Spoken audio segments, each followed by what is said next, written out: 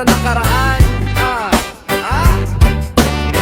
Ibibigay ko na, ihahatid ko na, lahat pakinggan. Sumakinig ang lahat, ako'y pakipakinggan. Kwentong gusto ko na paminsan-minsan. Dumito ang lahat, walang aalis-alis. At ikukwento ko babae nagbububurles. Araw-gabi sa gimikan, palibis-libis. Isang taon na palang nagtititiis. Kaya ngayon siya'y nagbababawi. Taga Sydney na pa-uwi-uwi. Sino ba ang lalaking di magagalit sa kanyang ano na di naaari? Australia, malinaw kong sinasabi, kasi araw-gabi akong minamasi. Sa silong ni Kaka, may taong nakadapa. Kaya pala nakadapa, naninilip na palaka. Palakang may buhok, ngipin ay nakalubog. Ang kulay nito'y itim, hindi naman sunog.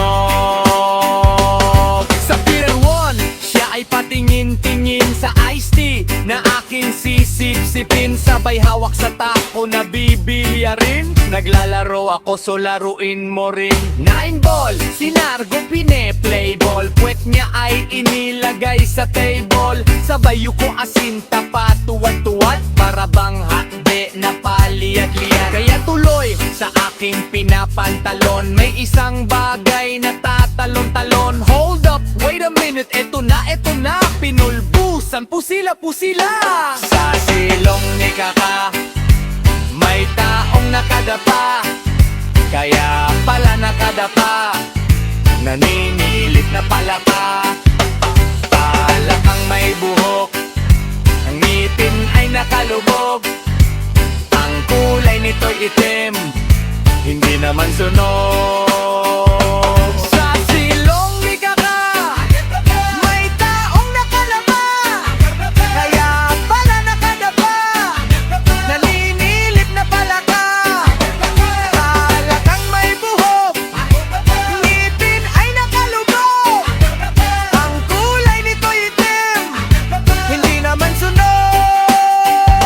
Kaya ako'y pinatak at niyayaya. Linggo day off ng kanyang yaya. Sa Forbes ang bahay, meron siyang basement.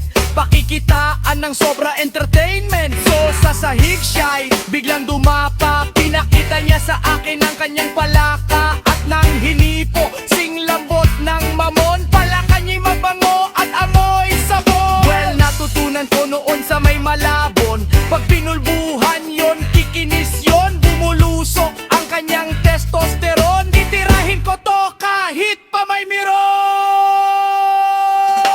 Sa silong ni Kaka, may taong nakadapa.